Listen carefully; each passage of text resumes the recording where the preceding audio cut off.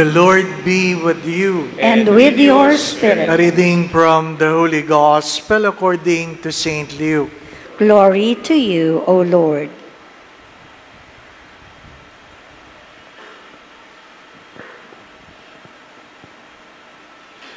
Jesus addressed this parable to those who were convinced of their own righteousness and despised everyone else. Two people went up to the temple area to pray. One was a Pharisee, and the other one was a tax collector. The Pharisee took up his position and spoke this prayer to himself. O God, I thank you that I am not like the rest of humanity, greedy, dishonest, adulterous, or even like this tax collector. I fast twice a week. I pay tithes on my whole income. But the tax collector stood up at a distance and would not even raise his eyes to heaven, but beat his breast and prayed, O God, be merciful to me, a sinner. I tell you, the latter went home justified, not the former. For whoever exalts himself will be humbled, and the one who humbles himself will be exalted.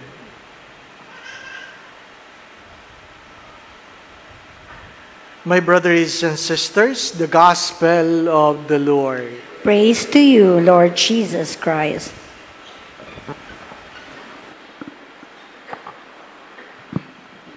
Before we receive the body of Christ, we always say this, Lord, I am not worthy to receive you, but only say the word, and I shall be healed.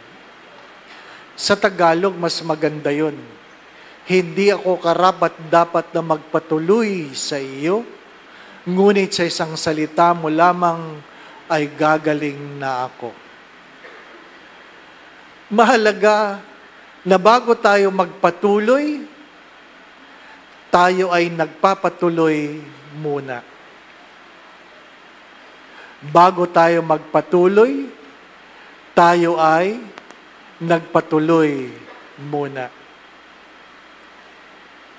Mga minamahal na mga kapatid, pinapatuloy pa ba natin ang Diyos sa ating tahanan? Pinapatuloy pa ba natin ang Diyos sa ating mga sarili? Gusto natin na tayo pinagpapala, pero hindi naman natin ginagawa ang kapala-pala. Gusto natin tayo ay ginagalang, pero hindi naman tayo nag-aasal na kagalang-galang. Mga minamahal na mga kapatid, ano man ang ginagawa natin sa loob ng simbahan, yan ay mukha ng ginagawa natin sa sarili nating tahanan. Ang kawalan ng paggalang sa loob ng simbahan ay mukha ng kawalan ng paggalang sa loob ng tahanan. Pag ikaw ay gumagalang, pag mayroong nagsasalita, tahimik ka. Hindi ka kumakain. Tumitigil ka sa iyong ginagawa. Pag isang tao na mas tanyag pumasok sa kwarto, tayo nga ay tumatayo eh. Nagpapakita tayo ng paggalang. We show reverence. Hindi pagkatakot, kundi paggalang.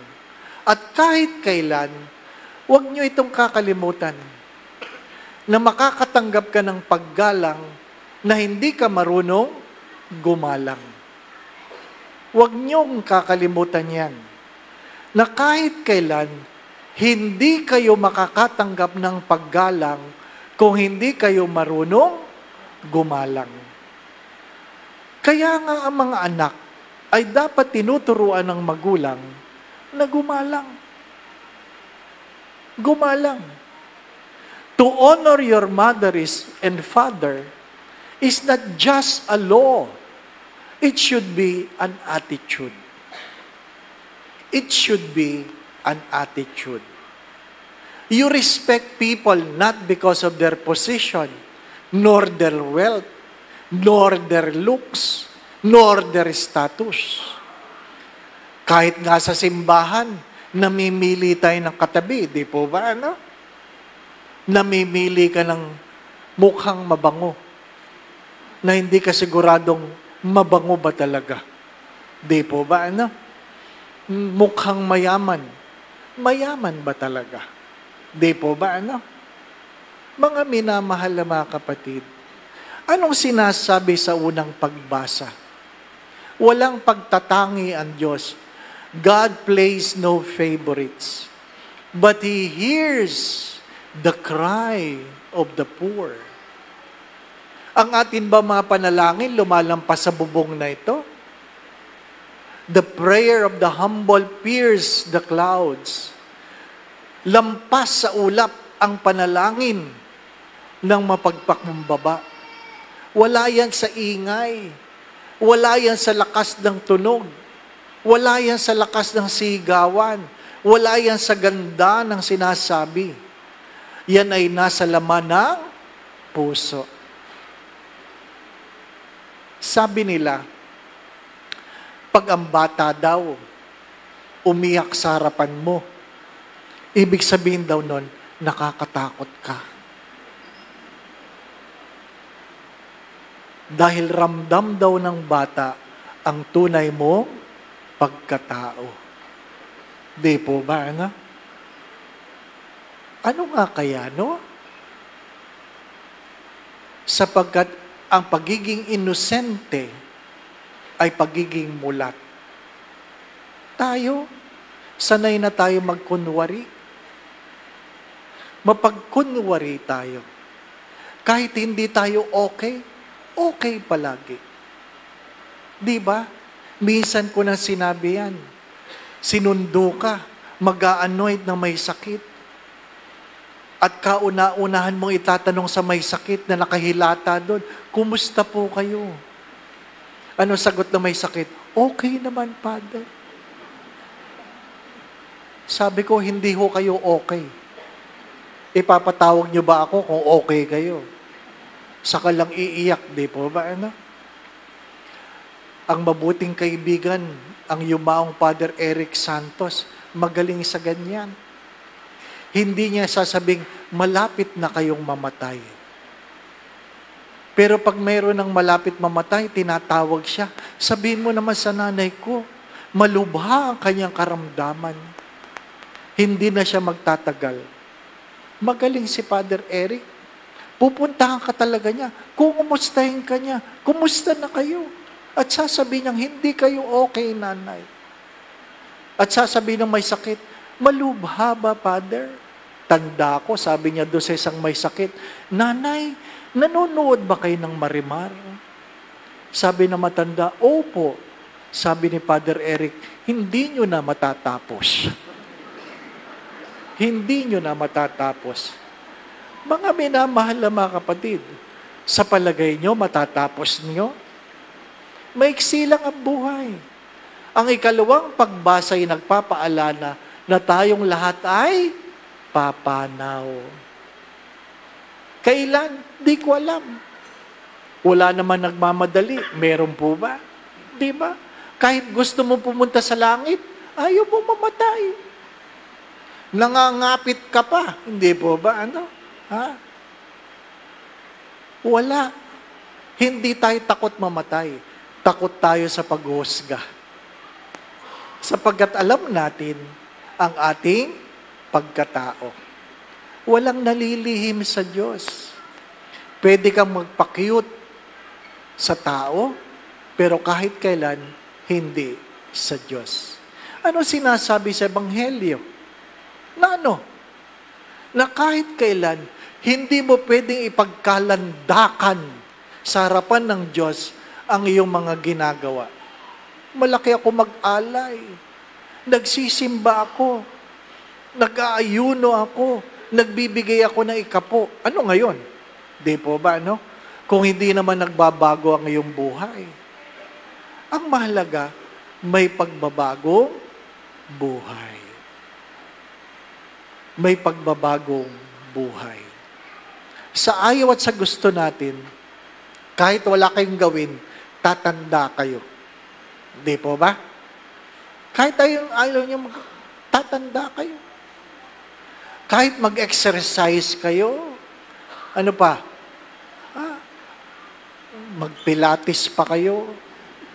Ano pa ang mga kalokohang ginagawa ninyo? Ano pa? Mag-diet pa kayo? Sabi nga nila, you eat healthy, you live healthy, you die healthy. Di ba?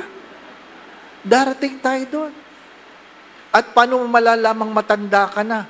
Hindi ka na naghahanap ng pabango. Ang matatanda, di na naghahanap ng pabango. Oh, dati nangungulekta ka ng pabango. Ngayon, wala nang effect ang pabango. Di po ba, no? Alam mo, pag pumalo ka na 60, isa na lang ang amoy ng matatanda. Kung hindi ipicascent oil, katingko. Di po ba, no? Oo. Tingnan niyo mga bag ng matatanda. May katingko yan. Meron. At ang mga bata, ang yabang.